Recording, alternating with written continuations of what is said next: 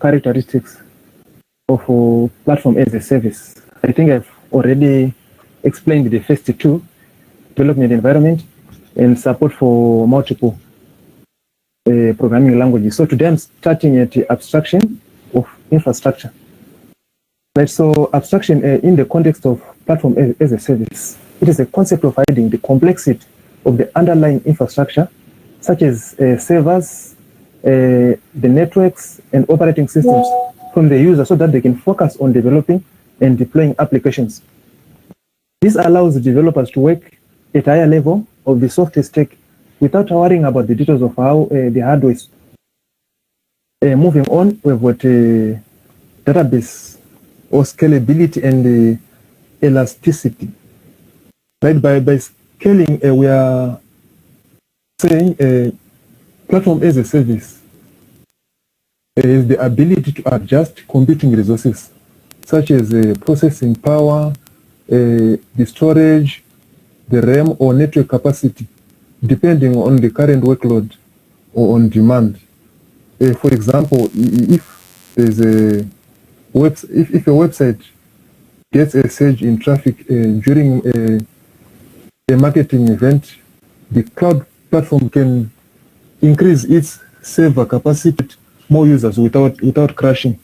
For example, there's this maybe we can talk of a breaking news, or there's this track which has just been released. It means that site is going to have more viewers. So under normal circumstances, websites they tend to be unresponsive or crash, but with the platform as a service, it is the ability to just adjust computing resources to accommodate the increase in such demands. Moving on to database management, many platform as a service offerings come up with a managed database, meaning that tasks such as backup, scaling, and performance tuning are done for them. We also have another feature, which is another characteristic, which is midway support. This is a software that helps manage and facilitate communication between different applications and services. Types of midway support have got messaging, have got authentication, as well as database connectivity. We also have collaboration.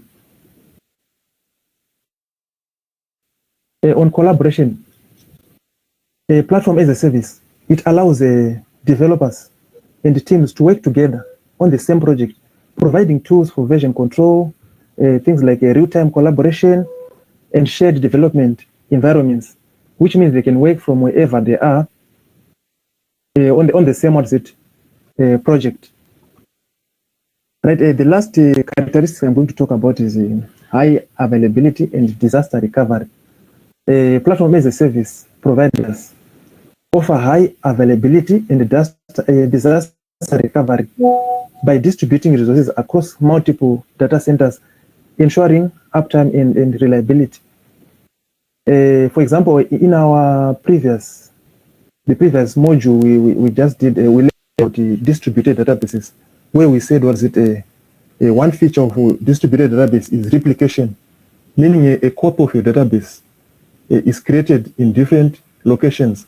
If one location fails, other locations will be running. So you won't have a situation whereby services are not available. If one center crashes, data can be recovered from other data centers.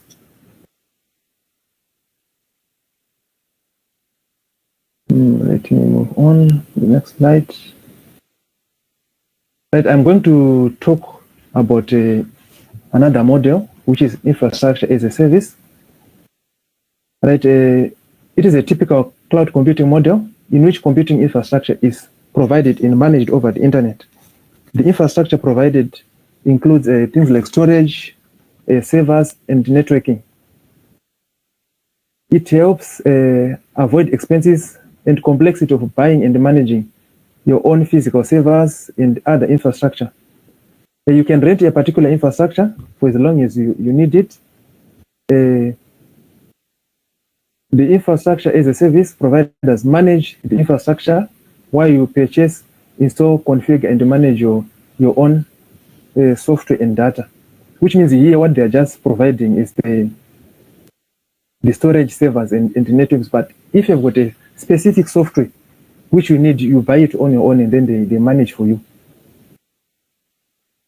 The examples of infrastructure as a service, we've got Amazon Web Service, Microsoft Azure, Google Compute Engine, and the DigitalOcean.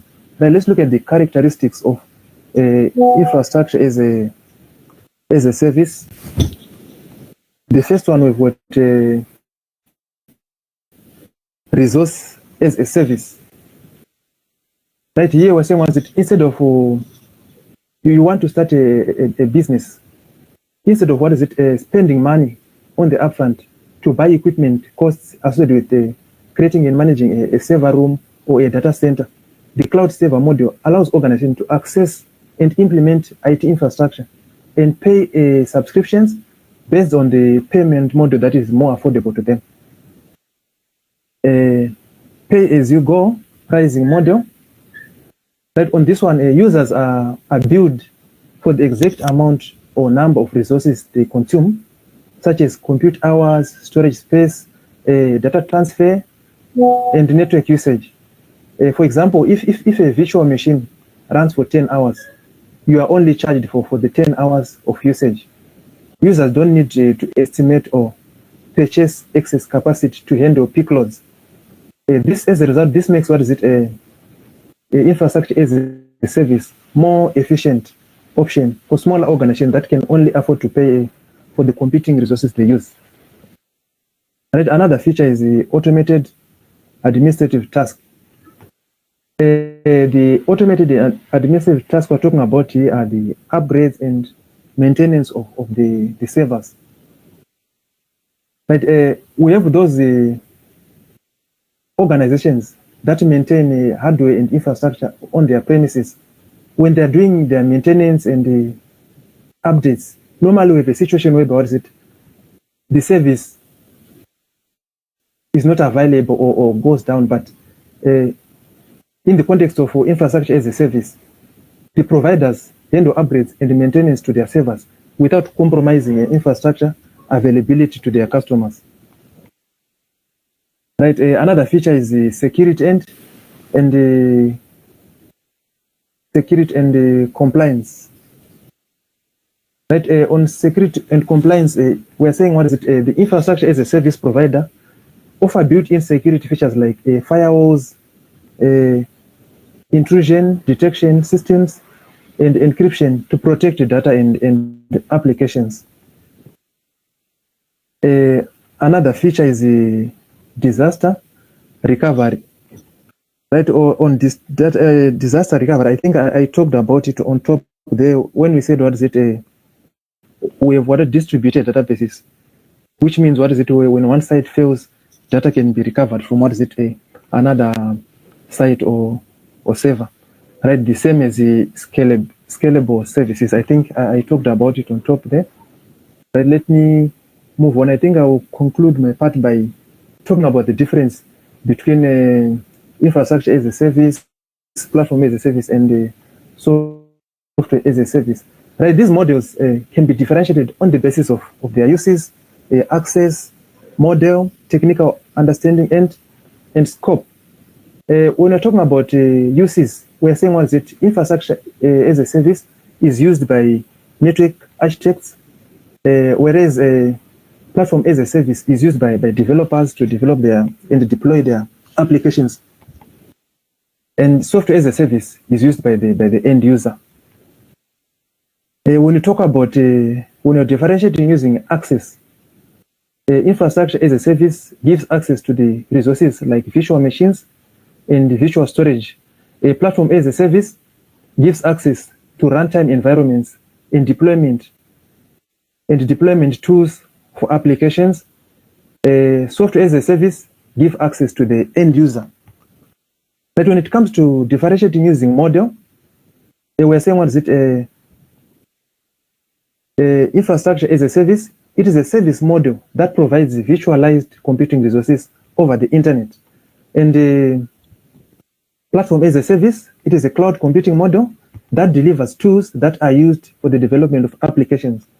And software as a service, it is a service model which provides softwares to make which hosts softwares and make them available to clients. Technical understanding and scope. If it's the first one, the IaaS, it requires technical knowledge. If it's the PaaS, some knowledge is required for the basic setup, setting up a database and so on. Though most of the things are done for you, setting up does not take time, but you just need the basic knowledge. Right, and then if it's a SaaS, there's no required no required technicalities are required, as everything is handled by the service provider.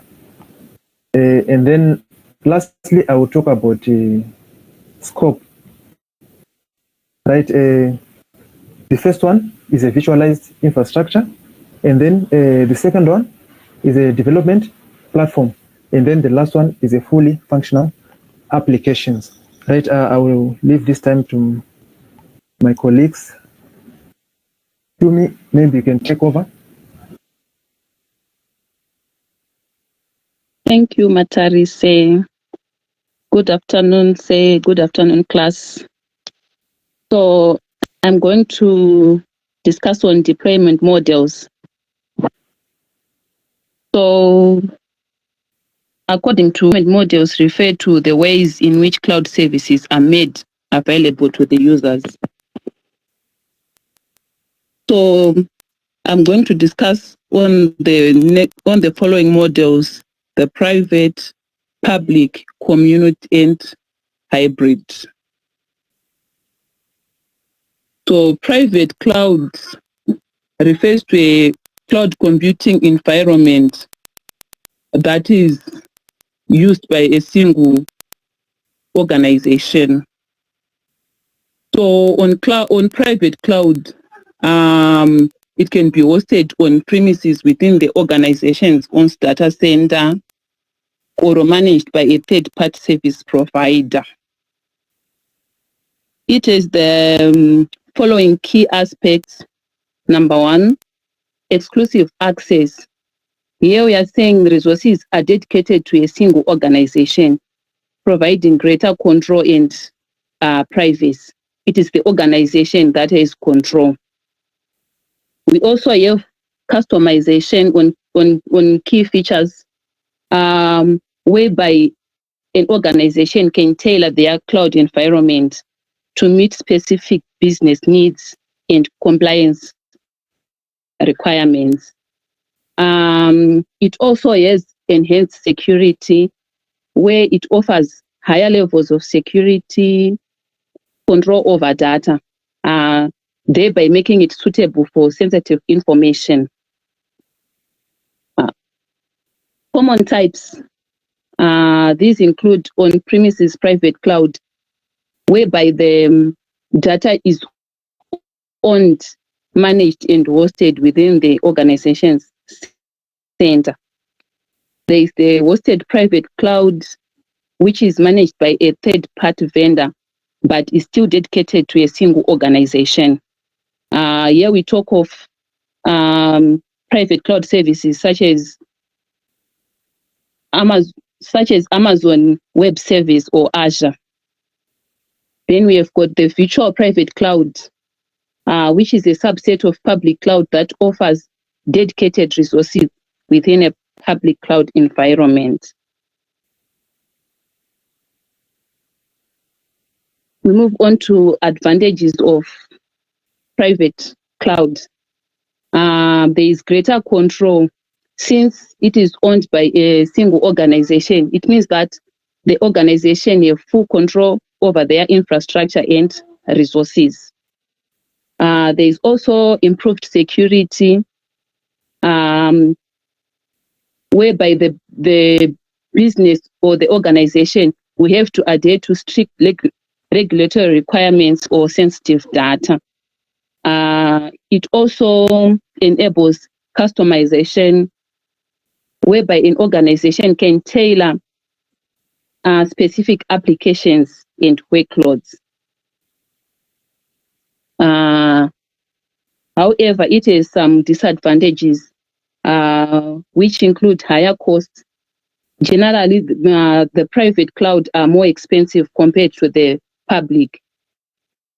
This is due to options which include hardware maintenance and management costs.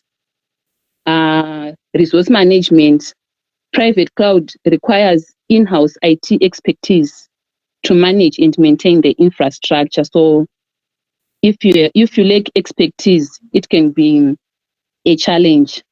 Then scalability challenges.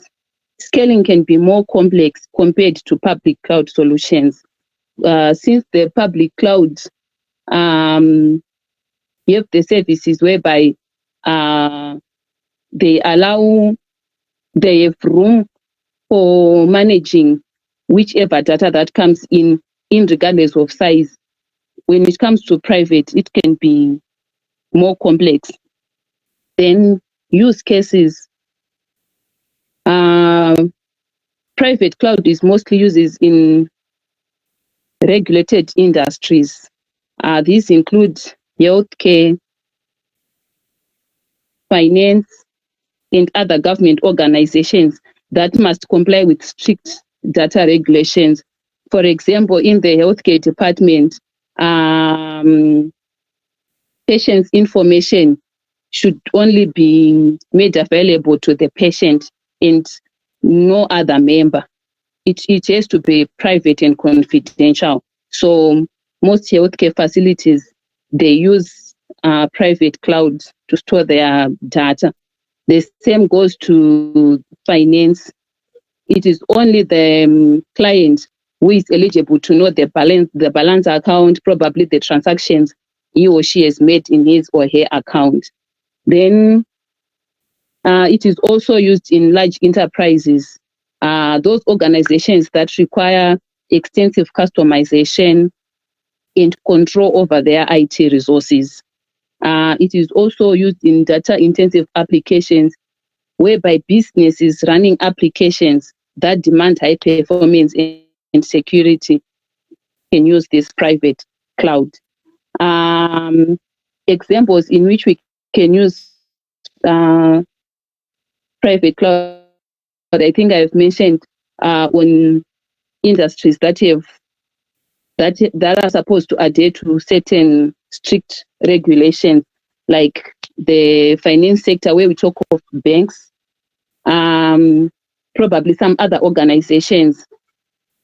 We talk of maybe the US Department, especially the Defense Forces, which is not, I remember mentioning that they are not comfortable to put all the information on cloud due to some information they think they are sensitive. So whenever they are moving their data to the cloud, probably they would prefer the private so that they will have control over their information. I move on to the public cloud. So the public cloud refers to cloud computing services that are available to the general public over the internet.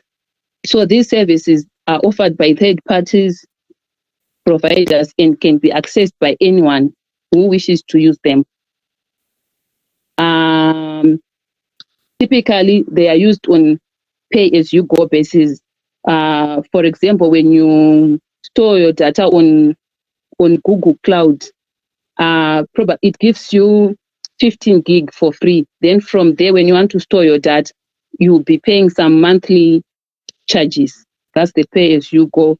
I'm sure Matarise mentioned it. Key features of public cloud, we have accessibility, where we are saying as long as you have the internet connection, you are able to access anything that you want, wherever you will be. Then we talk of scalability, whereas the resources can be easily scaled up or down based on demand. So the increase or decrease in IT resources is supported on the public cloud. Then we talk of cost effectiveness, where users pay only for the resources they consume. Like I've mentioned before, like you are using Google to store your data. You only pay for the storage that you are using at that moment. So it reduces the need for upfront capital expenditure. Then on maintenance, it is the cloud provider who is responsible for that, for maintaining, for doing updates, and to ensure security. Then common services in public cloud include the infrastructure as a service, which provides virtualized computing resources over the internet. We talk of Google Cloud, we talk of Amazon Web Service. Then we have the platform as a service, which offers platforms for developers to build, deploy, and manage applications. My colleague mentioned this earlier on, and we have also the software as a service. Then we move on to this to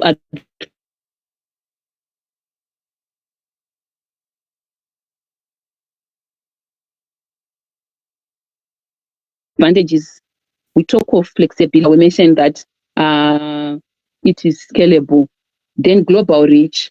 It is ideal for distributed teams and global operations, since it can be accessed by anyone from anywhere.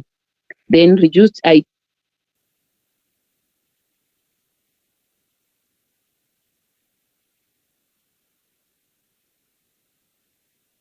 Show me. I think we've lost you. What's going on? Show me. Hello, say. Can't hear you. Or we are just taking a break. You can't hear me. Now we can hear you. Probably you were drinking just one sip of water, so no, I was silence. Go ahead. You can keep on presenting. Go ahead. Okay. So I was on advantages of public cloud, where I was saying there is reduced IT burden, which eliminates the need for in-house hardware management. Then I was saying on public, we are talking of probably you want to watch a movie. There will be no need to have a lot of probably CDs or flashes to store your movie. You just probably use Netflix, where you can download your movie and watch it. Then we move on to disadvantages. We talk of security risk. Since it is open to everyone, data is stored offsite, which can raise security concern. And remember, it is the service provider who watches over the security, and it is not you who has rights to control them, the security concern. Then we have limited control, less control over the infrastructure compared to private clouds. Potential downtime, where reliance on the provider's uptime can be a risk. Then use cases, startup, utilizing cloud resources for development and deployment, enterprises running applications and storing data in the public cloud for scalability. Organizations can use software as a service solutions for productivity and collaboration. Then we move on to the community. So the community cloud is a collaborative computing environment designed to be shared by several organizations within similar interests and requirements. So key features include shared infrastructure, whereby community clouds provide a shared infrastructure that is specifically tailored to a group of organizations, allowing them to pool resources and share costs. Here we can talk of, probably here in Zimbabwe, we can talk of the ZEC department and the Registrar General Department. They can use this community cloud when they are registering people. If you have already registered, the ZEC department will pick it up through the Registrar General Department, because they use your national identity number to identify you. Then we have common concerns. Community cloud are ideal for organizations that have common compliance, security, or performance requirements. These include the healthcare departments, the education, or government entities. I've mentioned earlier on the ZEC department and the registry department. Then cloud computing is also customizable. They can be made to meet specific needs of community, enabling organizations to implement tailored solutions. Cost efficiency. By sharing resources, organizations can reduce cost compared to using a private cloud. Then we move on to the benefits. There is enhanced collaboration, where organizations can collaborate more effectively by sharing common resources and data.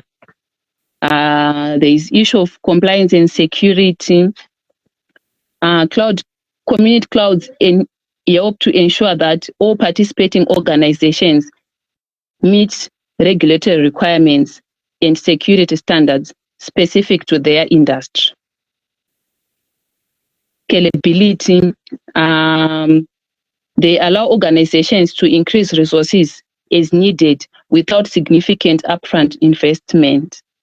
Then the community cloud can be used in healthcare facilities, whereby healthcare providers may focus on data sharing and compliance with regulations like the HIPAA. Then in education, educational institutions can collaborate on research projects and share resources for learning management systems. Then on government, different government agencies can utilize a community cloud for shared services and improved inter-agency collaboration. We move on to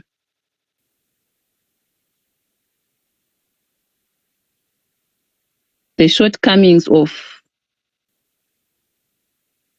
cloud computing. There is limited control.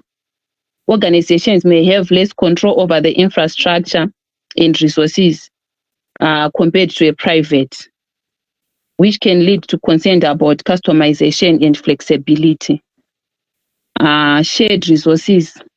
Since multiple organizations share the same infrastructure, resource contention can occur, potentially affecting the performance. Compliance challenges. Although community clouds are designed for organizations with similar compliance needs, differences in regulatory requirements can complicate compliance management. Security risk. Sharing a cloud environment with other organizations can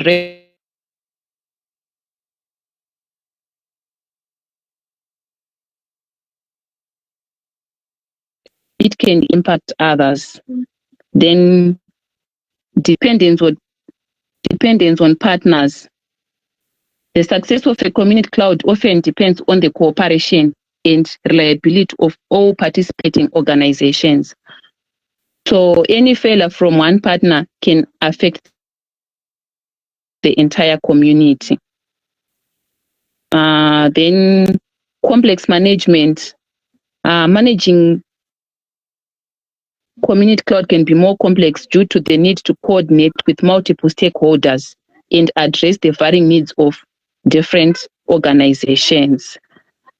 Then we move on to use cases. The community cloud can be also used in healthcare, in education and in government departments. I think I've explained that. Then we move on to the hybrid cloud.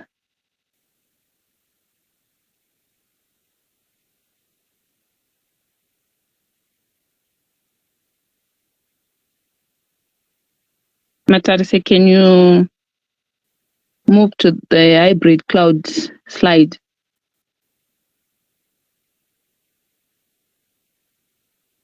Hello. Sorry, I think we omitted on this. What is it on this slide? I think we omitted the hybrid cloud. So the hybrid clouds. It is there. I think the slides are just mixed up. But you are sure it's on this presentation? Yeah. Can you move to the slide where there is the hybrid cloud deployment? Is it the multi-cloud? Well, No, I think we just skipped it. Say. so what are you going to do with this? I can. Yeah, you can just. I can explain on hybrid cloud. Then the write-up, the final write-up will be containing. Yeah, it will be containing them. Yes, we are going to share this also for marking. You need to upload this on your VLE. I will make sure that I will give you a link. You just upload it as an assignment. I will provide for that. Don't worry. Okay. So moving on to the hybrid cloud.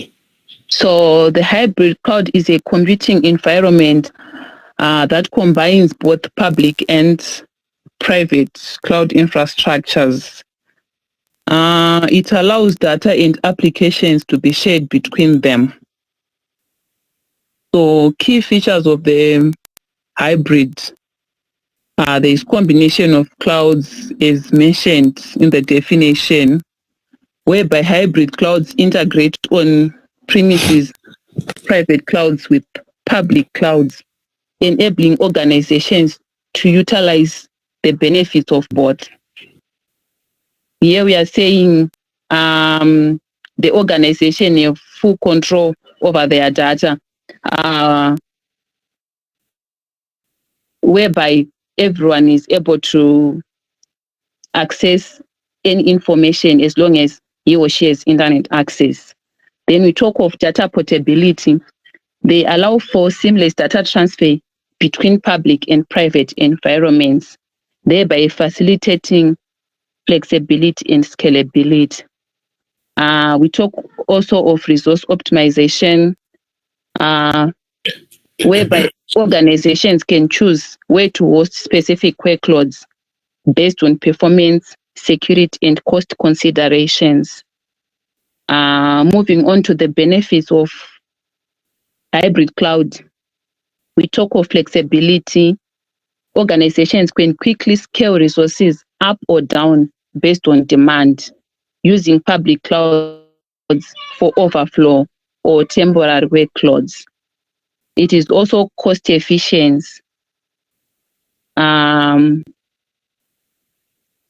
Whereby by leveraging public cloud resources for non-sensitive operations, organizations can save on infrastructure cost while keeping sensitive data secure in a private cloud. Improved security. Sensitive data can be kept in a private cloud, while less critical workloads can be run in the public cloud, enhancing overall security posture. So organizations can store the information that they think it is vulnerable to security issues on their private cloud, and all other information that is not important can be run on public. Then disaster recovery solutions by backing up data across multiple environments. the hybrid cloud can be used in seasonal workloads. Here we are talking of businesses with fluctuating workloads, such as e-commerce sites. They can use the hybrid cloud during holiday seasons, and they can use hybrid clouds to manage peak traffic. We can talk of development and testing, whereby developers can use the public cloud for development and testing while keeping production systems in a private cloud. Compliance and data sovereignty. Organizations in regulated industries can maintain sensitive data in a private cloud while leveraging public clouds for less sensitive data. So on the issue of hybrid cloud, we are sure that during COVID-19, most of educational sectors, especially in schools and in higher tertiary, they were used to physical learning. But when COVID came, we were forced to do online learning. So we had to use the hybrid cloud, whereby we'll be using our own ways of storing our data in a private cloud. But then we'll be using public clouds, service providers like the Zoom, so that everyone can be able to attend a lesson. So in conclusion, we can say that hybrid clouds offers efficient approach to cloud computing. It also allows organizations to enable businesses to adapt to changing demands while leveraging the best of both public and private clouds. I'm leaving this to the next presenter.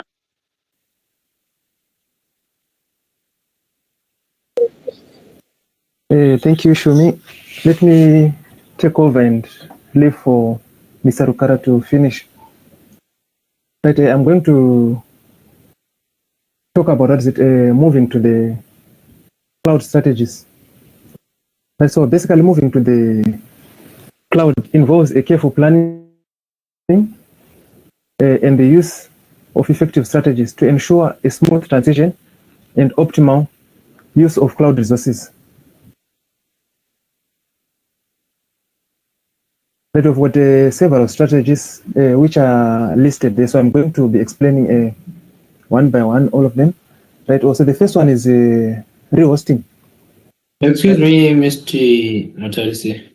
Before the final presenter, your presentation is too long and is looking at different aspects that we need to discuss the cloud service models and cloud deployment models before we move to the deployment strategies. So can we just have a discussion, guys, before we move on? When Madam Shumile was presenting, in fact, when you were presenting, Mr. Matarisi, you mentioned the IaaS, the PaaS, and the SaaS. I always request for real-world examples from you guys. So I was looking at the PaaS, platform as a service. What do you mention as real-world examples that if you can tell anyone in somebody who doesn't know cloud computing to show that you are now have a master's in big data analytics and you did cloud computing as a module, a good example that you can give for platform as a service.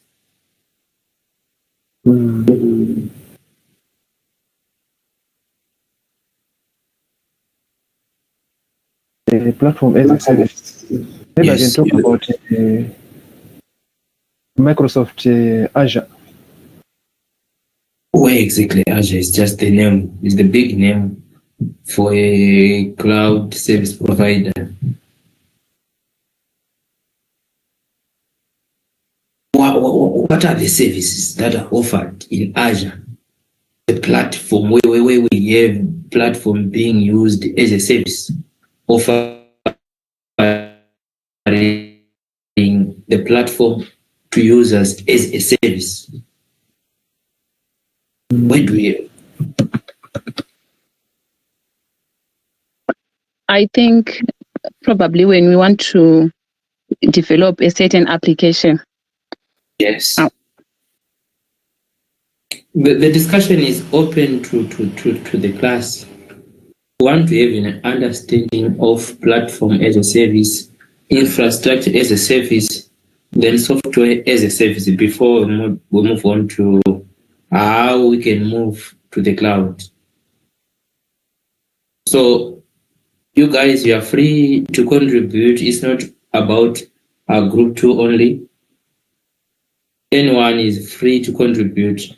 But I wanted these guys from group 2 to give us practical examples for platform as a service.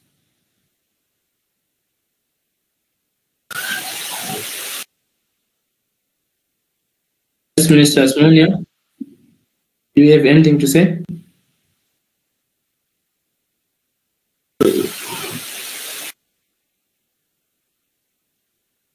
Maybe platform as a service. I don't know if I'm correct. As for coming up with an example, I'll give an example of, let's say, a bank. Maybe we might use a CBZ. It's just an example. Like they don't own the infrastructure, but they developed their database. Maybe it's an SQL database. So they deployed that service on a cloud hosting provider. The example being the platform there. They are using the platform to what can I say, to use their database, which in this example is SQL. I don't know if I'm correct. Yeah, thank you very much, Ms. Makaza, for a good trial. Actually, we are saying these service providers, Azure, Google Compute Engine, AWS, they are the ones who are offering platform as a service. You did machine learning, you guys. You all did machine learning, introduction to programming. Remember, you were deploying, you would teach a machine how to run an algorithm. After a certain time, the machine will be having a certain precision, accuracy. You remember that when running those. So we are saying you were running that on your machines. We now want to run that kind of an algorithm somewhere where we are not using our resources, where we are not using the RAM, we are not using CPU, we are not using anything from our own machines. So we are saying Google Colab, for example. You would use Google Colab to run your machine learning algorithms. For example, the vision, computer vision, it requires a lot of computational power. So you deploy that to Google, then Google will do that for you. So it works as a platform now. We are saying, whatever I want to do, whatever, probably the coding that Mr. Makaza gave as an example, the only difference is Google will be providing the platform for them to have their coding. Azure will be providing the platform for them to have their coding. Everything is there. So we have a platform that is already there where you do not have to install this Microsoft, you remember 3.5.NET, 4.5.NET, your machine do not have all those. So they are just providing the platform. Python, all those libraries are already there. You don't need to install anything. Do you understand, guys? Platform as a service. if we have a question in a typical examination, you must be able to give us real-world examples. So you have the Roku, the Google App Engine, AWS, all those, they offer such kinds of platforms. In terms of the platform, the user simply go to the internet. What is just needed is, you remember someone was mentioning about the COVID era and how organizations managed to cater for those employees who were not allowed to come to work. What organizations simply did was they asked for a platform as a service from the cloud service providers. Then they deploy whatever they want on the cloud. They started working on the cloud. It's no longer a machine. No. You are just going to log on as P now. After logging in, you are done. You are now coding from the cloud, from anywhere, using any gadget. You don't need your Core i7 laptop. You don't need your iPhone. No. Any gadget that is compatible with that kind of a platform, you are done. Ms. Matal say you now have something to say. In connection with the Yes. So that the rest of the class would understand what we are talking about when we are saying platform as a service. Mr.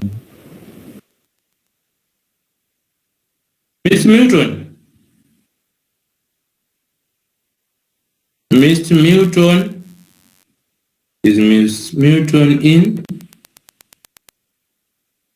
Yes, sir. How are you? Yeah, I'm well. Are we on the same page concerning platform as a service? What can you say about platform as a service? Any example? I gave you an example of Google Colab. More examples.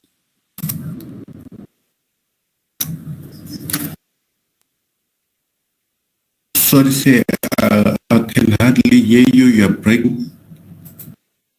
I am breaking. I'm sorry. What's going on? I was asking you if you have any other example of platform as a service.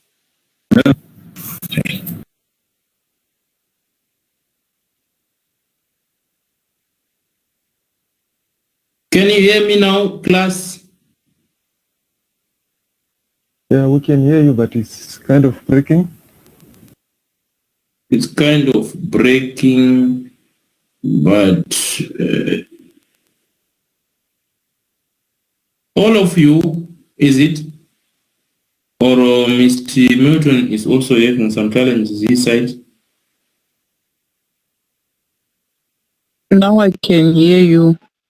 You can hear me now. Yeah. So the explanation on platform as a service, do you manage to comprehend?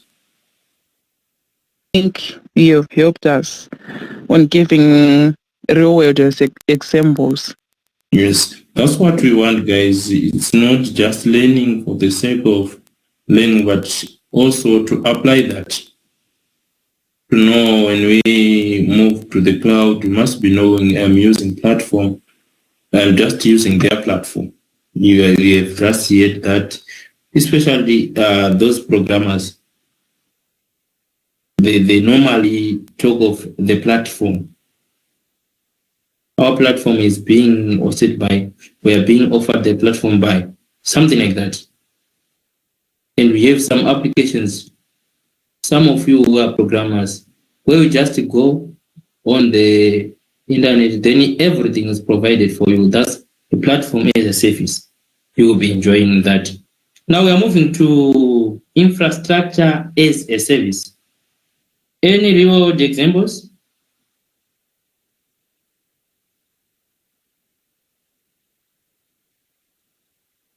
Any real world examples? I'm asking you guys, all of you, those who presented, you are the first ones to answer, then the whole of the class, so that we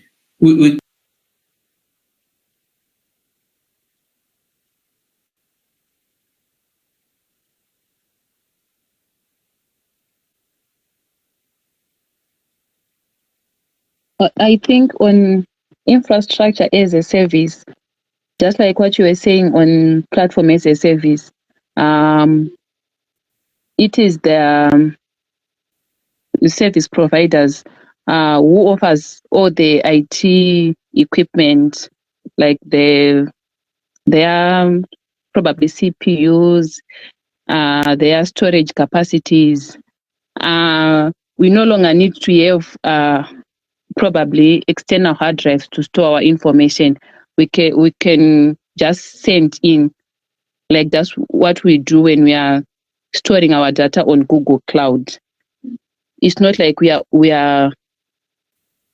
need those physical storage devices.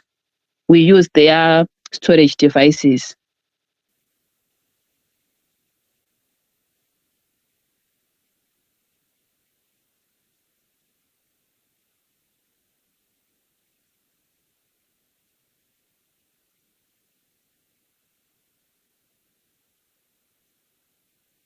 I think we lost his say.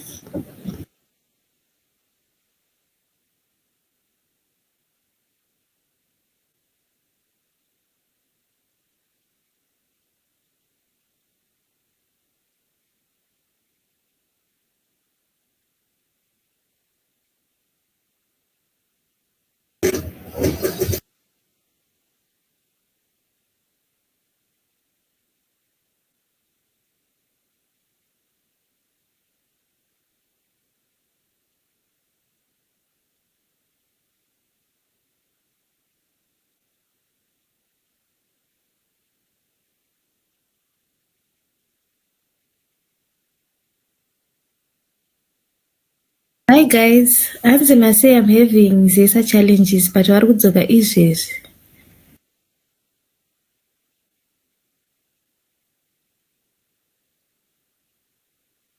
Alright, class rep, thank you.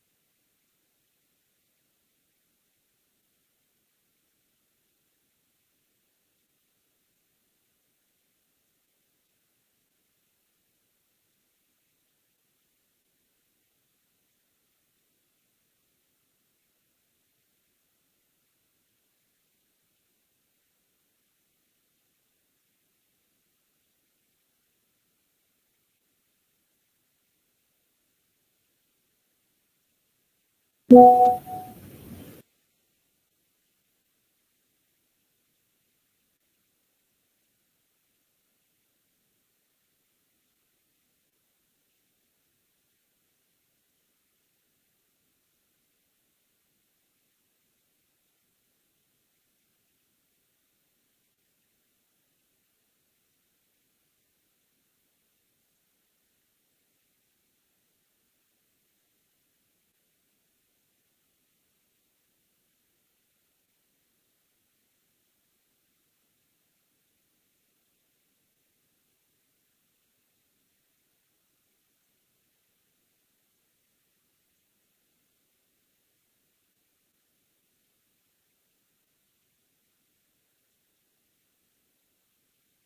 guys, we are back. This went off this side, so everything was down. The switch is to boot, taking all the process of booting, and now I'm back online. We were now on IaaS where we wanted the real world examples of infrastructure as a service. And I was asking you guys to contribute on what is infrastructure as a service.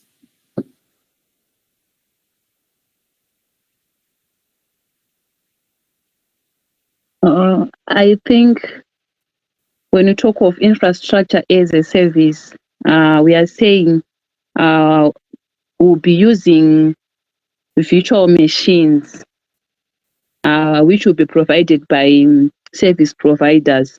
For example, Microsoft Azure provide virtual machines for storage. So we no longer need physical storage devices like external hard drives.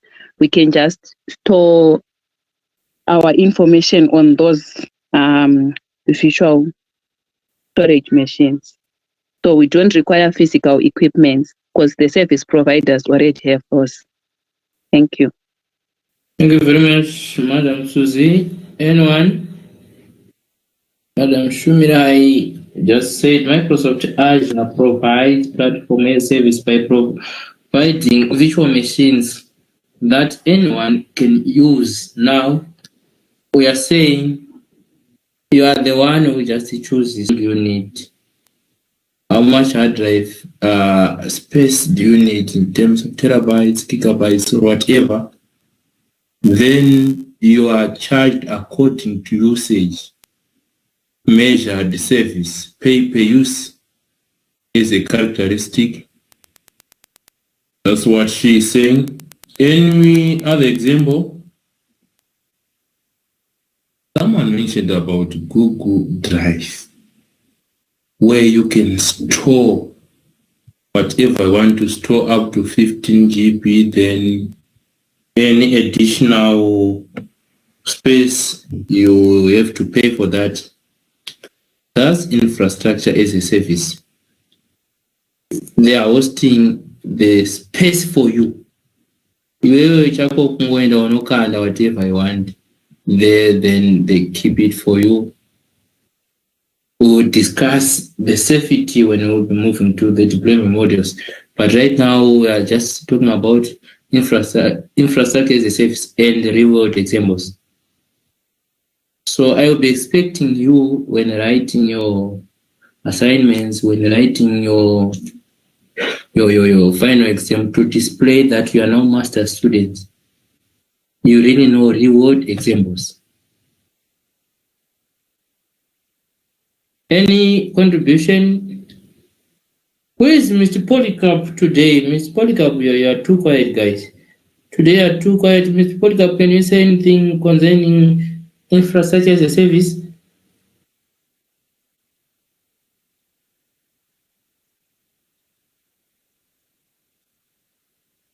Mr. Polycarp, can you hear me? Hello, sir. How are you? Yes. I need a contribution on infrastructure as a service. My apologies, sir. I was working off town. I just joined in now and I'm listening in as I'm driving. Well. apology accepted because you presented well yesterday, but next time, don't do that Alright. again. But I will work 15 minutes. I'll be settled. Well, thank you very much. What about Madam Class Rep?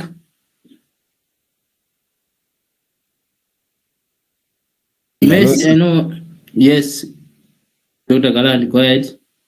All right. On the infrastructure as a service, that what I have also learned through and also experienced, we have these cloud service providers such as Amazon Web Services, such as the Google Cloud Platform, IBM Cloud Platform, and Oracle Cloud Infrastructure. What Yes.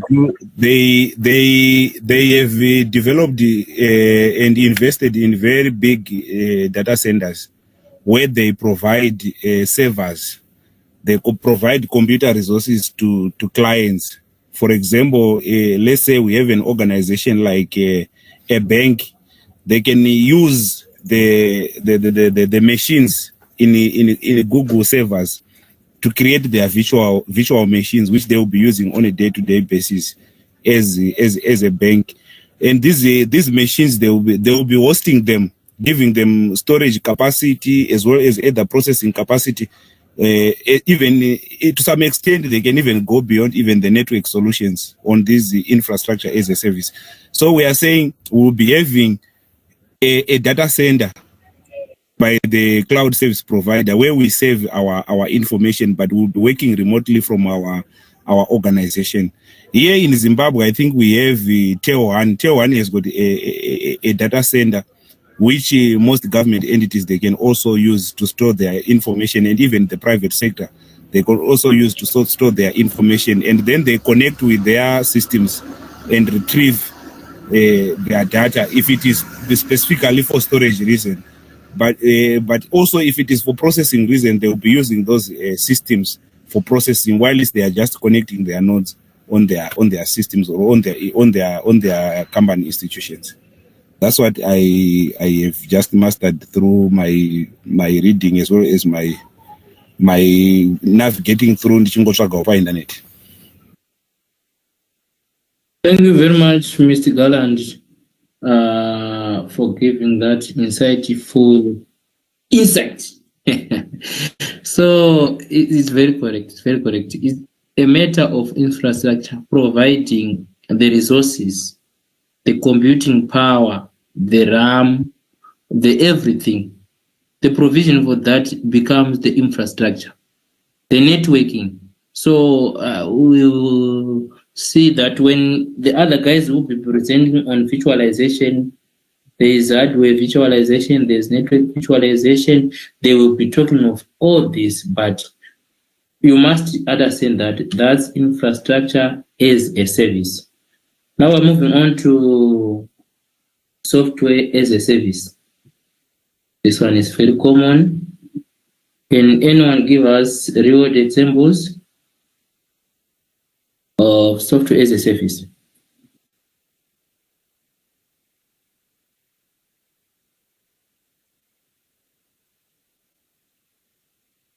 Yes, Pastor Kara, go ahead.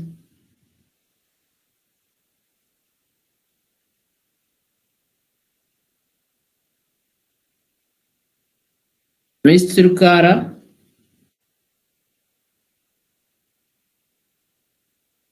Can you hear me, guys? Seems I'm talking to myself. Yes. No, sir, we are hearing you very well. Okay, I wanted Mr. Kara to say something. What about Bridget Barrow? Can you say something? Any example of software as a service, a reward example?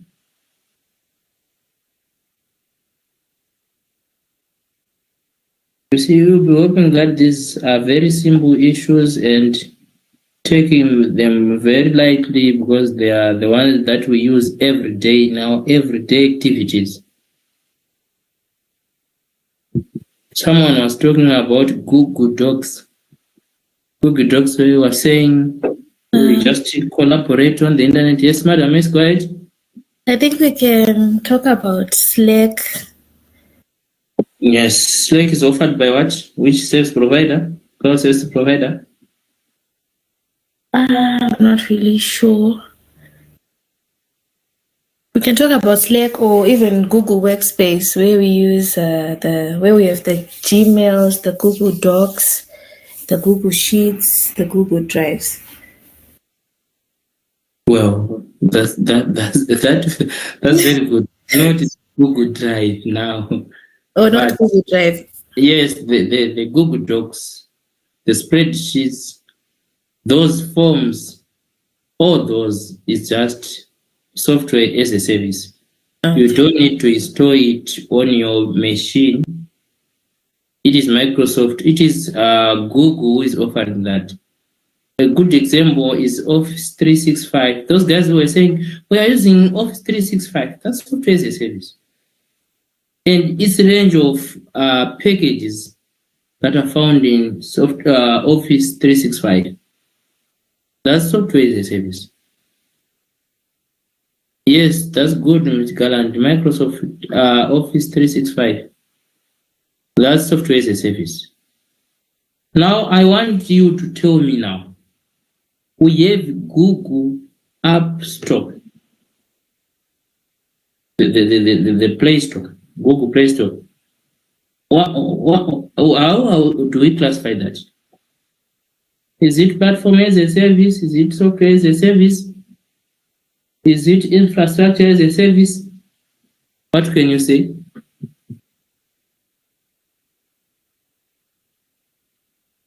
Dynamics 365, true. This one is very easy because almost everyone have had an opportunity to use it.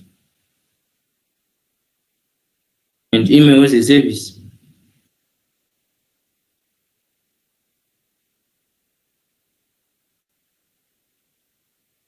This is an interactive discussion, guys. You must be answering it at once because we've been discussing on platform, on IaaS, and we discussed about the software as a service. Now, how do you classify this one? Google Play Store. Mr. Ruka, remember in our education, all answers are correct and you proven by the lecturer.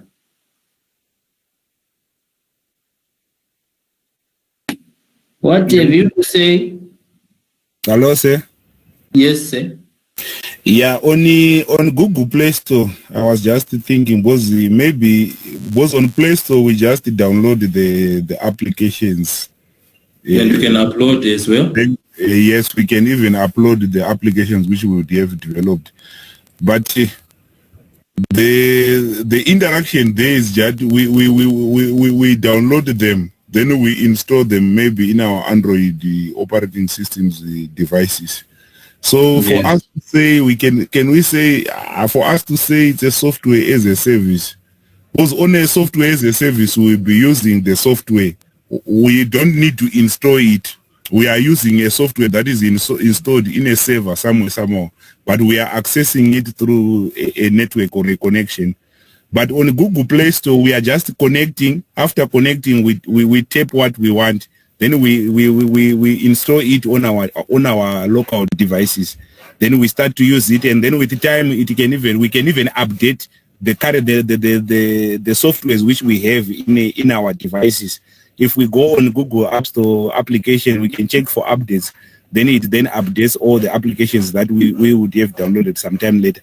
So to say it's a software as a service, yeah, we may say that because we are interacting, we are able to extract what we want. But the aspect of that, we are downloading the softwares and using them on another device. It limits the idea of saying Google Play Store becomes a software as a service. That's my thinking. Mr. Gallant, thank you very much for the contribution. I am asking you, what can we say? Is Google Play Store infrastructure as a service, platform as a service, or software as a service? you just disqualified it as software as a service. And what's your take? What are you saying? I think since it offers us digital distribution platforms, probably it can fall under platform as a service. I'm just assuming. But then the fact that we have to install now, there goes the question, just like what Galandi said. It's a discussion, guys. It's a discussion. Zai is saying, I think it's PAS. Messi saying, I think it's SARS. I need an answer from you guys. Now that you understand what platform as a service is, IaaS is, and SaaS is, where do we categorize Google Play Store? Let me try say. Yes. Yeah, I think what is it? It falls under platform as a service. Justify? Whereby these, what is it? Applications, they are developed and deployed, and regularly we receive, what is it? Updates from the developer. So I think they fall under, what is it? Platform as a service. He's saying it because the applications are developed somewhere, then they are uploaded there, then it now becomes platform as a service. Hello, sir. Yes. Go ahead, sir. I think the Google Play Store is actually a software. It falls under software as a service. Why am I saying so? Yes. Yeah, I'm saying so because it provides access to a wide range of applications and digital content over the internet, where we have users being given an opportunity to download and install applications on their devices without actually having any need to manage the underlying infrastructure or the development.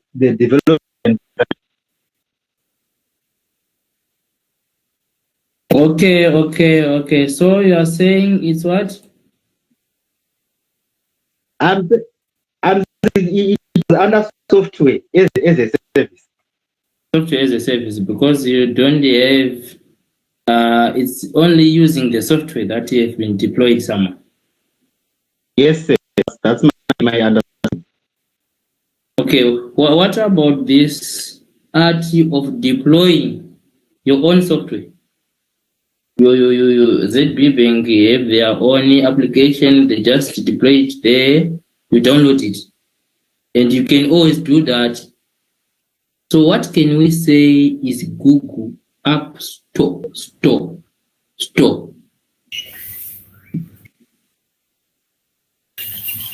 Say just by the fact that it gives us the platform to upload our applications which we have developed, it becomes a platform as a service because we can work on it to develop applications which can be downloaded in other nodes or in other connections and can be used.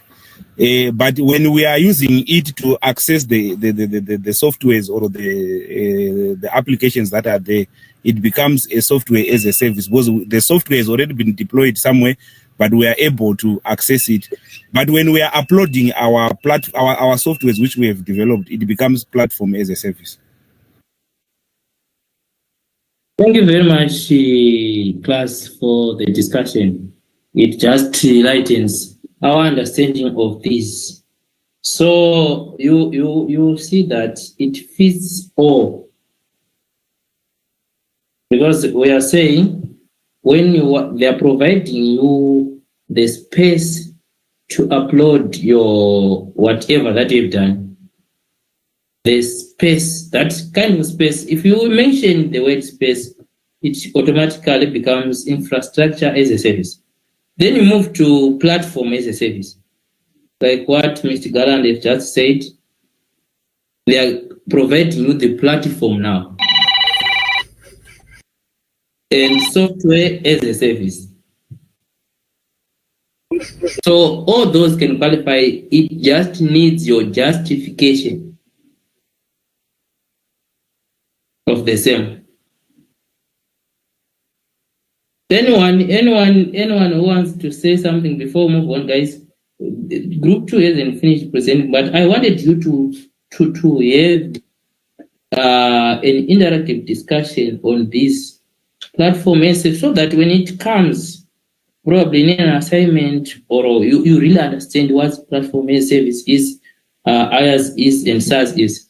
After understanding this, going forward, you won't have any challenges. That's why we mentioned this to be in the introductory part of cloud computing. Because these are the basics, the inherent features that everyone needs to understand in cloud computing. Now we're moving on to the deployment models.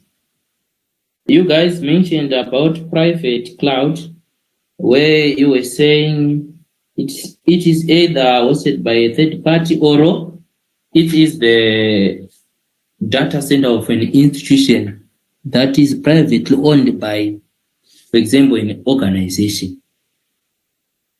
So we have two types, where we are saying a third party can provide a private cloud that is secured, and you will be having access to it anytime. And you mentioned about the public cloud and the community cloud, and finally the hybrid cloud. So can you give me the real world examples of these ones? Starting with private cloud.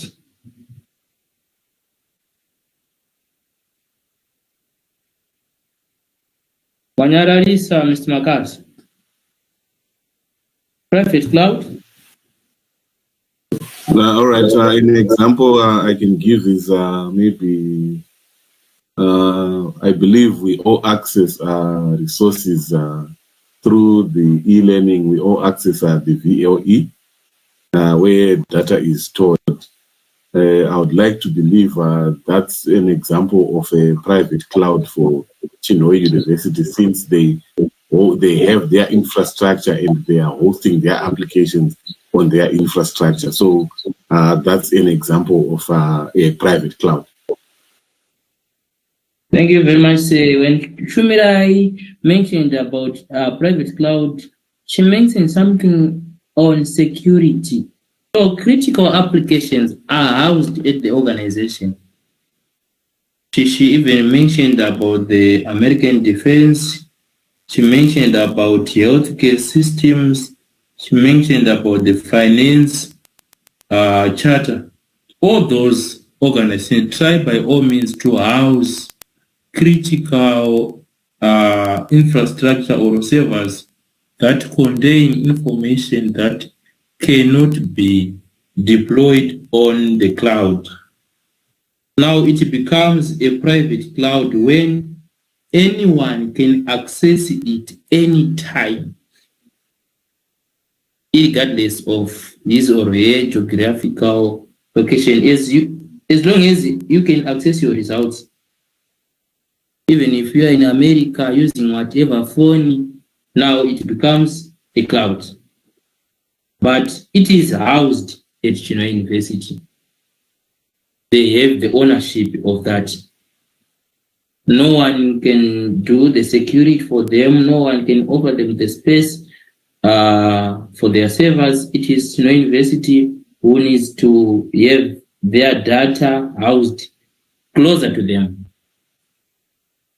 She mentioned one was security, for security reasons, the importance of their data. Also, for small organizations, normally they do not have the initial capital to deploy their servers or whatever they have to the cloud. So they rely on the private cloud. However, there are issues on private cloud of maintaining the required standards.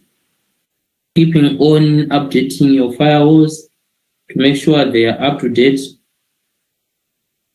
So the discussion now goes to say, are you safe on a private cloud or on something that is being hosted? Because we have two types. The one that is hosted by a third party for you, or the one on premise, an on premise data center. So which one is secure? Which one is safe to the organization? Let's discuss, guys. I think the one on premise, because you have control over it as long as you are able to maintain it. Unlike the one which is hosted by a third party. Madam Shumira is just saying it's safe at the organization. Anyone else? Yeah, as for me, say I support Shumirai to some extent, but I also have another view. The one which is maintained by a third party is more secure. Why? Because the third party invests more on security and the maintenance of the infrastructure. While when we have our server or our own premise private deployment or our private we have a challenge of if we don't have strong intrusion detection systems, or if we don't invest much in securing it, we end up losing everything. While that one in kuna third party, they just concentrate on data storage or maintaining those systems. So they invest more in data security as compared to those ones which are privately hosted on premises, where we can have my challenges of intrusion, because we will be focusing on three aspects: storing data, retrieving data and processes, at the same time trying to maintain the system. So you find out that those on third parties, they may offer a better security as compared to those which are on premises. Thank you very much, Mr. Gallant. He always gives the however part, which is very, very important in adult education. There must be a difference between an argument presented by an undergraduate student and a master's student.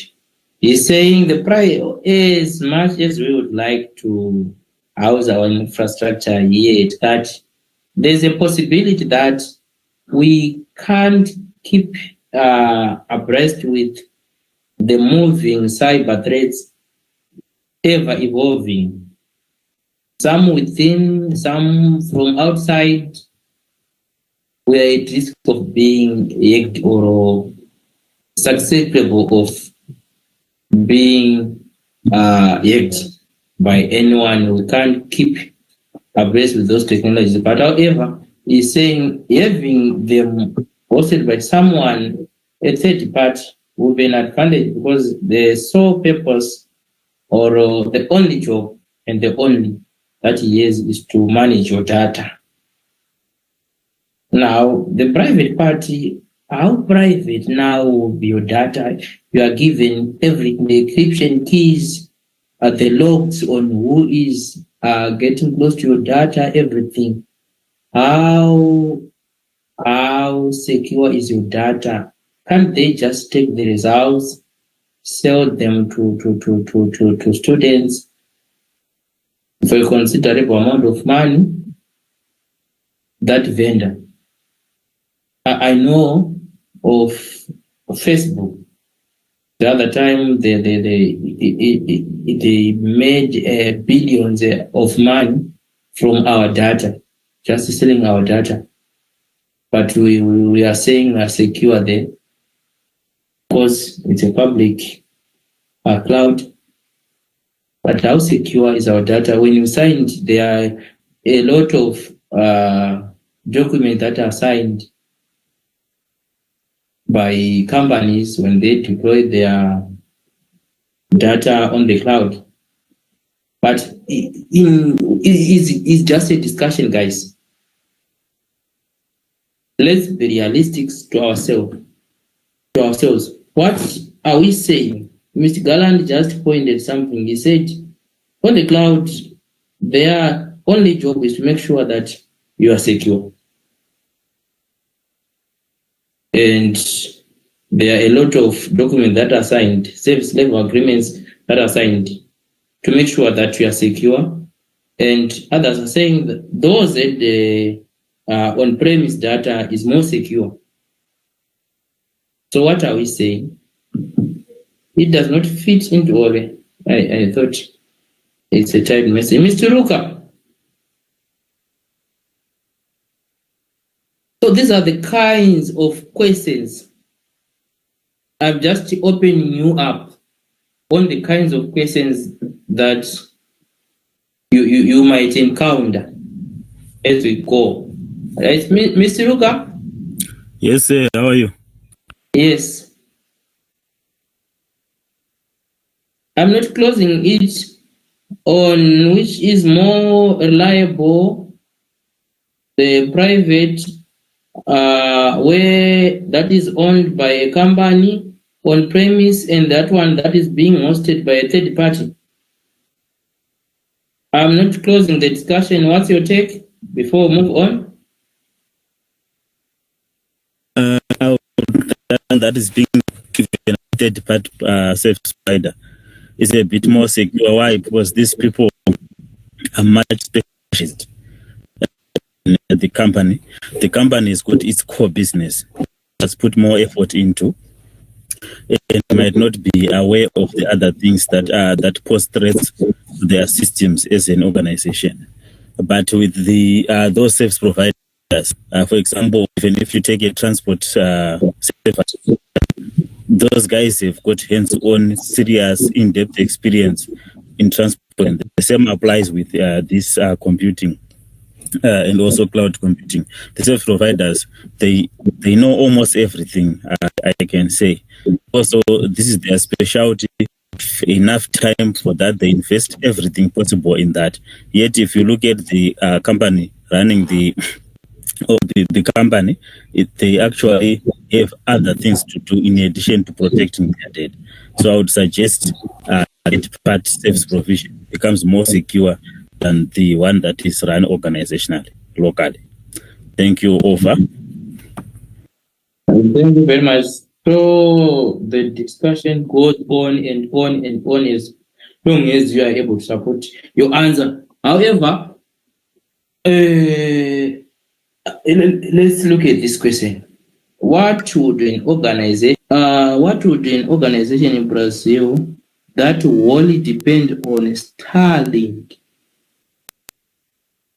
as their sole ISP internet service provider due to their cloud servers, customer needs, and employees after Starlink shut down internet services in Brazil? Company in Brazil, irikuita mari. Internet service provider, remember, the cloud is hinged on internet. No internet, no the cloud. Hapana cloud kana pasina internet. Now, so Starlink, you have chosen Starlink as your the only ISP. You don't have any other internet service provider. Wakaisa everything. You subscribe to Starlink. Then recently I got closer. The internet charter in Brazil, we have got close. Now those companies who have their services on the cloud, what are they going to do? Remember, you get into business to make money. Their customer accounts, their employees, their cloud, the servers, everything there. We are just discussing, guys. There's private, there's public, there's hybrid cloud. Thank you, sir. In that scenario, I think we are now talking of the aspect of vendor lock-in, where the closure of one internet service provider has rendered the company failing to access its data. And that's the one of the major challenges of relying much on third parties and private third parties hosted cloud services. But what we would rather recommend is to have more or less like a hybrid system where they can access their data both on cloud and also having another backup, which might be on site or on premises, to ensure that in the event that there is a vendor locking, or in the event that there is a major disruption to such an extent, they will be able to recover, and they'll also be able to come back on business and start to operate. Also, another scenario, what we are seeing Starlink closing down. Starlink is providing the network system, whilst they might be using other servers from another service provider like Google or Microsoft Azure. They can develop network systems, what we call, whereby they will be accessing the same server using different network systems, so that in the event that one network closes them, they can even navigate through another network and still access their data. Though the issue of bringing in more network systems, it also increases the vulnerability of their data, at the same time also increasing the costs of maintaining that cloud system. But under such circumstances, because data now is more valuable, money is now coming from data, so I think it will be more ideal for them to come up with the two systems, network systems, that complement each other, so that in the events that another network system or another backbone is down, they can even access their data through another backbone. Then also they have to implement a very good or a robust backup system, which might be completely different from the main backbone which they are using, so that in the event that there is a challenge in another backbone, they can access their system whilst or using the backup data or the backup network whilst they are sorting out another challenge which they've come across. Thank you very much. So the group that is going to present on cloud redundancy, I think we have highlighted a lot on this question. Guys, if you see the approach that we are using or we use in cloud computing, it is you present, then we discuss what we have presented at length. So in terms of the cloud service models and the cloud deployment models, I think for today it's okay, because we looked at the private, the public, the hybrid. We are simply mixing the private and the public, having some of the servers on site and others on the cloud. Then the community cloud, as you mentioned, it's about organizations of the same type, for example, educational universities having one cloud where we are saying a student at USAID can be able to access whatever he or she wants on that cloud that is relevant to a course, for example, in IT. All students can access Packet Tracer from there. That's infrastructure as a service, and anyone can search their results from such a platform. So, without to Angar Mpatchi, you can have such a system deployed somewhere. That's a community cloud now. You are sharing your experiences, whatever you do. Government departments can always do that. The health sector can also have that. Now, moving on to multi. Okay, we are about to present on multi-cloud. It's only that you would need several cloud service providers. For example, you have Azure. You also have the same servers deployed on Google or Amazon Web Services. EC2, the elastic computing. They provide the space for you. So now you have your information having sort of redundancy, where you are saying you have some part, you mentioned about distributed systems, distributed databases, where we are saying a replica of this. In the event that Google have been hacked or is down, we can still access our services from Azure. That's cloud, multi-cloud environment. So that's all we can say for today concerning IaaS, PaaS, and SaaS, and also private cloud, the public, and everything. Now we are moving on to how now to deploy our servers, how to deploy our systems to the cloud.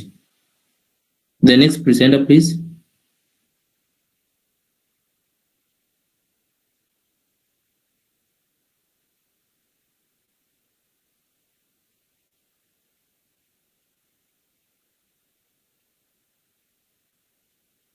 Who is the next presenter? Can you hear me? It's Mataris. No, say Matarise. Are you still there, Matarise? Yes, I'm Yes, can you rush down? Can you rush, you guys? Thank you. I will be quick. So we are going to talk about the strategies for deployment. So the first one we're talking about is rehosting. This one involves applications. It involves applications. I can hear you say here from this side. But it involves applications. It involves moving applications to the cloud without making significant changes. And it is best for organizations that want to quickly move or have legacy systems and want to minimize changes. The main advantage of this is that it is fast and less resource-intensive strategy of migration.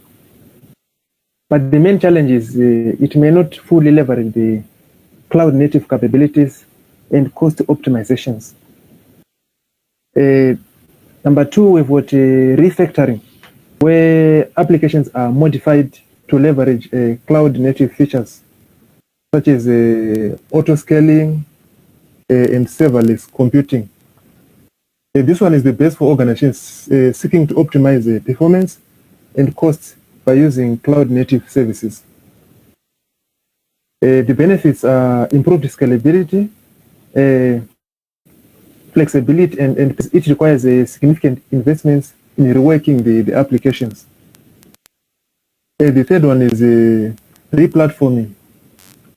Here it involves making slight optimizations to an application during the migration process to take better advantage of the cloud. It is best for organizations that want to some level of optimization without extensive code changes. The benefits are better performance with full effort of refactoring. But the challenge is that it might not achieve all possible cloud native benefits. We also have repurchasing, normally used in SaaS migration. Moving on-premises softwares to a software as a service platform. It involves moving from premises to which are looking to adapt cloud-based alternatives for specific functionalities. The benefits are simplified management, reduced operational complexity, but the challenges are loss of customizations or control of some aspects of the software. The fifth one is retiring, whereby we identify and decommission obsolete or redundant applications. This one is best for legacy systems or applications that no longer provide value. The benefits is that it reduces complexity, it reduces costs, and security risks. It also comes with its own challenges, as it requires identifying systems that are no longer necessary. And the last one is retaining. This involves keeping some applications on premises while migrating others to the cloud, often for compliance and technical reasons, and most probably security reasons, as mentioned before. This one is best for organizations with strict compliance requirements or systems that are not cloud compatible. Right, moving on. I'll finalize by talking about the benefits of cloud computing services and the deployment models. The first one is a cost reduction. Reduces capital expenditure by moving to an operational expenditure model. I think when you talk about the capital expenditure, the money maybe which is required to buy the servers and just the infrastructure itself.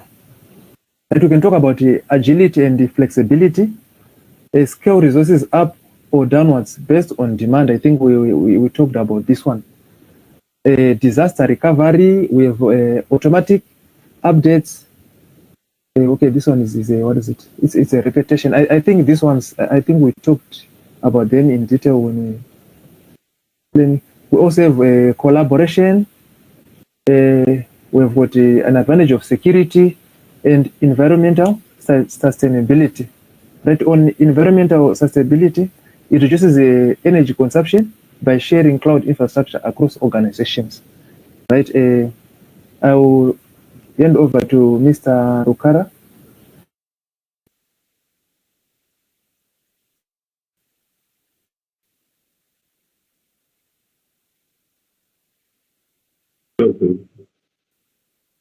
Oh, okay. Thank you, Mr. Matarise.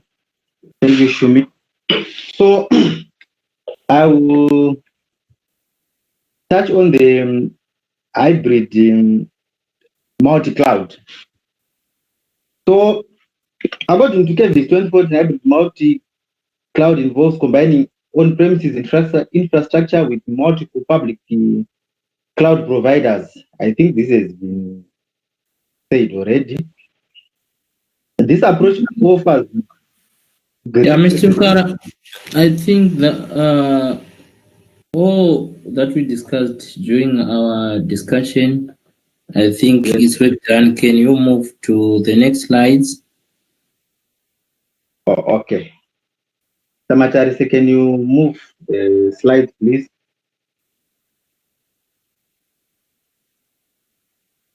You can still move. We discussed this.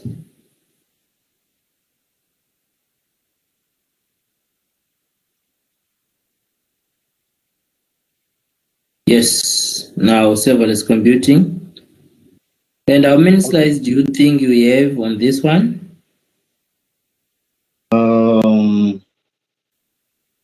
Let me Mr. Matarise, can you check, can you move? I just want to see the contents of your slides.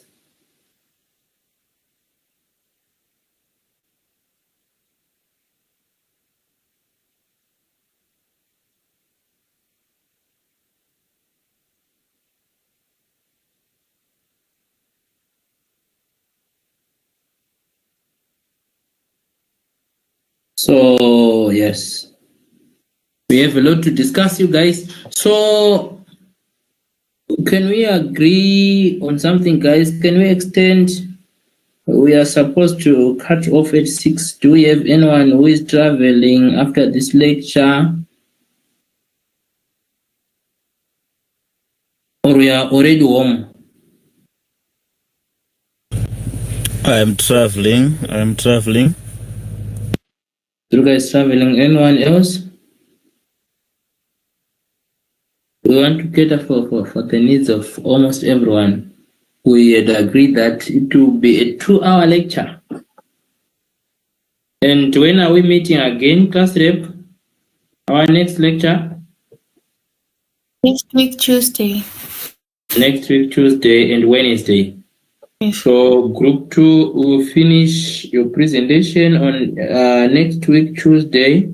Then we have group 3 and 4 to give us the simulations during that week. And also, I think we have opened the assignments for you by then. Hello, sir. Yes, boss Polygon. Is it okay if we just maybe proceed, extend a bit so that maybe group 2 can finish off? I'm just considering we are just less than 3 weeks to the next exam, and for the sake of progress. For the sake of progress, thank you very much. I wanted to include everyone. We don't want to miss anyone on this one. So if you are to continue, yes. Sorry, I wanted to ask if it's okay if we can finish the presentations at least by this week. If everyone is okay, then next week we can start on the assignments, the other assignments. You guys want to finish everything in 1 week? Yes. So you're saying if you are okay, tomorrow we meet again? Yes. Then Friday we meet again? Yes. Are you okay with that? I don't know what the rest of the class thinks, but seconded. Suggesting. I second that as well, since this will give us ample time to cover almost everything. At the rate we've been going, I foresee ourselves spilling into week 3. Not really, but kumbira nguva dzekuita zvinhu and so forth. Saka it's wise kuti pedzise zvamune makati tiite paine nguva. So another suggestion is saying, let's meet tomorrow, let's meet again on Friday. But on Friday, we have to meet a bit earlier. If possible, we start at 3 so that Friday being Friday, atizosviki na 5. Vanenge vakubuda vachienda kwavanoda kuenda. Some of us tofanira kuzoitawo ma-lectures on Saturday, so we need to prepare for those lectures. So I'm also a student somewhere. Let's agree, guys. Tomorrow we meet again. Then Thursday, Friday we meet again, but a bit early on Friday. Seconded from my end. Saka Mr. Luka, tokumbira yoka nasi you stay. Mumbumira kuinda vamuda kuinda, so that group 2 can finish up their presentation. Then tomorrow tutanga pa group 3. A bit. Yes, so group 2, serverless computing. You can go ahead with it. We'll end the lecture today after you finish your presentation. Oh, okay. Yes. So on serverless computing, serverless computing is a cloud-based execution model that allows developers to run code without managing servers. So here we're simply saying the developers are not much more worried about the management of the servers. This approach simplifies development and deployment, enabling developers to focus on building applications instead of infrastructure. Next slide, please. So there are the benefits of serverless computing. So from the previous discussions, I think it's more or less like a repetition, which will mean that I will ask Mr. Matarise to move on to the next slide. No, let's do it, guys. Yeah. Cost efficiency. What's on cost efficiency in serverless computing? Go ahead. Okay. Yeah. Okay. Okay. So cost efficiency is a benefit of serverless computing. Here we are talking of the pay-as-you-go pricing based on resource consumption, reducing unnecessary costs. Here we are simply saying one will be paying for the services that they will be in need of at that particular time. And moving on to the next one, which is scalability, where we are saying automatic scaling to handle fluctuating workloads, ensuring optimal performance. I think it's somehow self-explanatory there. Then moving on to the third one, which is increased productivity, where we are saying faster development cycles, reduced maintenance overhead, and easier deployment. The fourth one is enhanced reliability. So with built-in fault tolerance and automatic recovery, this will minimize our downtimes.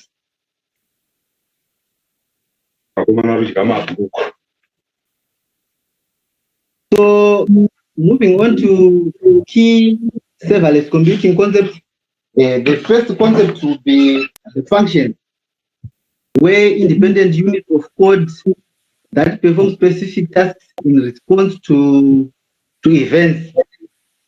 Each event will be having its specific tasks to be completed. So moving on to triggers, where we have mechanisms that listen for specific events and initiate a function.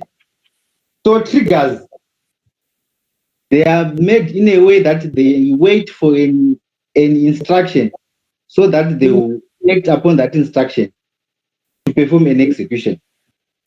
Then we also have the gateways, where services that manage communication between functions and external clients. Can we move on? So serverless computing providers, those are the providers. I think we can move on. So those are the serverless computing use cases, where the first one is the web and more mobile applications, where we talk of the backend logic, the APIs, user authentication, and the data processing. Then data processing and analytics, real-time data ingestion, data transformation, and machine learning tasks. Then moving on to Internet of Things and edge computing, where they are process sensor data, controlling devices, and triggering actions based on events. Next slide, please. So those are the challenges of serverless computing. The first one is called start, where initial latency happens when a function is invoked for the first time. Then we have vendor lock-in, where we speak of dependence of specific providers, making it difficult to switch platforms. This has been highlighted in our previous discussions. Then we have debugging and monitoring, where challenges in identifying and resolving issues in a serverless environment. Can we move on? So those are the best practices of serverless computing. Optimization of function code. The second one is secure serverless applications. The third one is monitor and log serverless functions. And the fourth one is plan for scalability and reliance. So for future computing, it is poised for the continued growth and innovation with advancements in areas such as edge computing, artificial intelligence, integration, developer tools, the future holding exciting possibilities for server applications to become even more powerful, scalable, and efficient. Moving on to microservices applications modernization. So according to Newman, microservices architecture is a structures an application as a collection of small where each service is a capability and communicates with other services through well-defined APIs. So those are the benefits of microservices architecture, where we have enhanced the scalability, improved the resilience, faster development cycles, technology diversity. So maybe I will just touch on the technology diversity, where we are saying microservices allow teams to choose the best technology for each service. That's a way of promoting innovation and flexibility. Can we move on? So those are the challenges of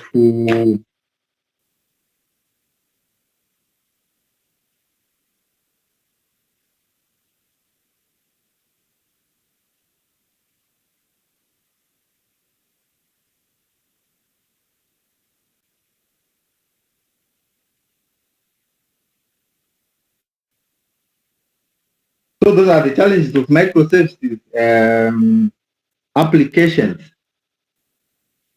The first challenge is complexity, whereby we are saying managing a larger number of services increases overall system complexity. I think this one is self-explanatory. Then another challenge, maybe I'll touch on monitoring and logging, where we are saying monitoring and logging across numerous services require comprehensive tools and practices, which means the monitoring exercise will become very difficult if an organization doesn't have the comprehensive tools required to perform the monitoring exercise. Then on security, where we are saying ensuring security across multiple services and managing authenticity, which can be challenging. Can we move on? So on microservices design patterns. So the first one is the API gateway.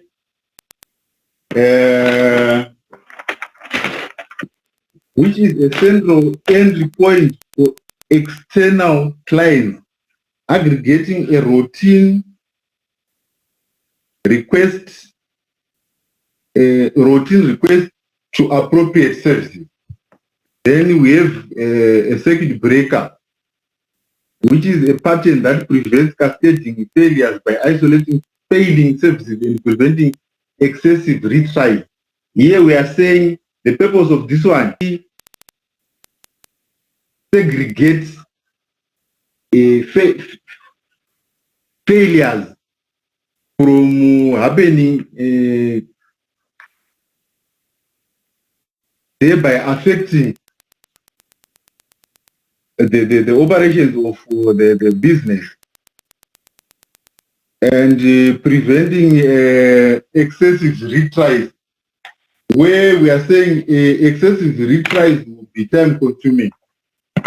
And the next one is event bus, which is a mechanism for asynchronous communication between services, allowing for loose coupling and improved scalability. Can we move on? So moving on to containerization and orchestration. Containerization is packaging applications and their dependencies into self-contained units for consistent execution across environments. I think from the word there, containerization, it speaks to the housing of applications together with their dependencies. Then the orchestration.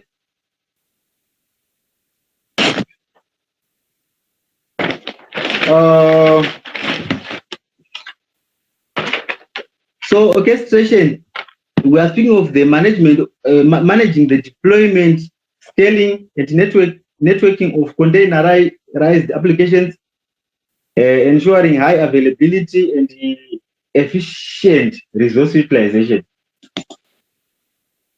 Then the benefits are that of improved portability, consistency, and the scalability of microservice applications. Next slide. So there we are talking of continuous integration and deployment.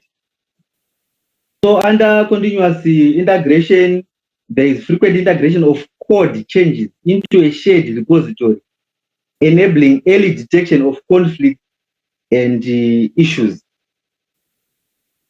Then we have continuous deployment, where we are saying automated deployment of tested code changes to production environments, ensuring rapid and reliable releases. So the benefits associated with these two is accelerated delivery cycles, improved code quality, and reduce the risks associated with the manual deployment. So on monitoring and observability, we have the matrix on the left there and the description on the right. So speaking of the service latence, the description there is time taken for a service to respond to a request. Then we have got the request rates, which is the number of requests received by a service per unit of time. Then there is error rate, which is percentage of requests that result in errors. And finally, we speak of utilization, where we are considering the CPU, the memory, and the network usage by the service. So there are the real-world applications of microservices, application modernization.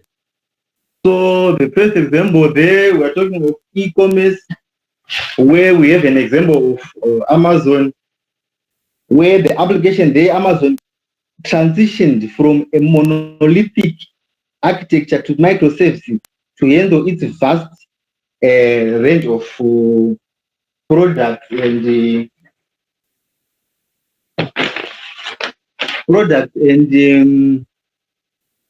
services. So the benefit associated with that example there is improved scalability, enabling independent development and deployment of different features such as inventory management, user views, and payment processes. So the one which speaks to banking and finance, that one has been a subject of discussion prior to this presentation. Then there is the media entertainment, where we have an example of Netflix, and under application there we have Netflix shift to microservices has been crucial in managing its streaming platform, handling millions of users and delivering content global. I would love to believe we are all aware and know how Netflix operates. And the benefits is the achievement of it actually achieved high availability, scalability, and the ability to deploy new features quickly. Then healthcare, I think this has been discussed before. Can we move on? Thank you. Thank you, Mr. Rukara, for the presentation, but there's a lot of assumed knowledge. You just assume everyone knows what you know. I believe everyone is well affiliated with the Netflix. What about my posture as on TV much? What about those who do not access those services on Netflix? Yo, guys, any comments, any additions to Mr. Rukara's presentation? Discussions?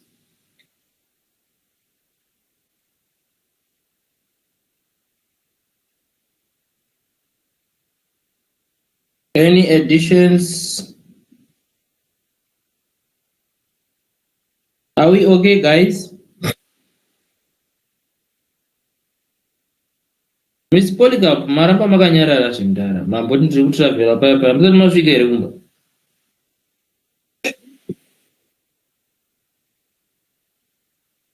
Mr. Lucas seems to have a question or an answer. Let's go ahead. All is well. Thank you, sir. Thank you very much, Polycarp.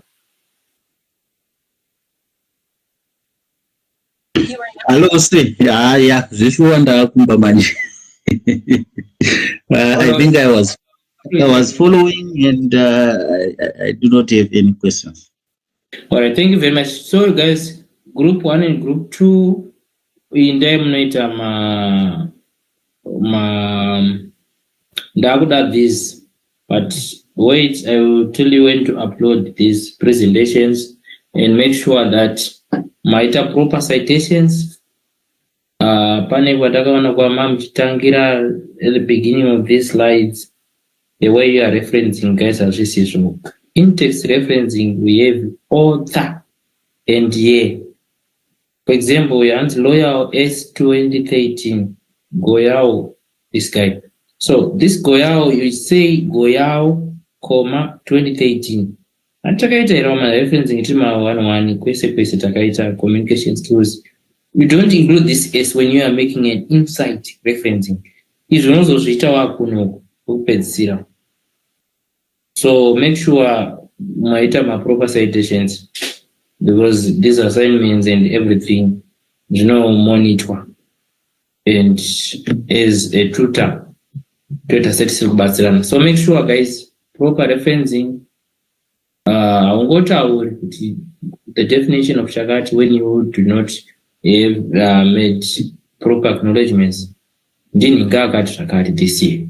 The points now, you need to make detailed information so that teachers will share, teachers will banana, sharing these presentations.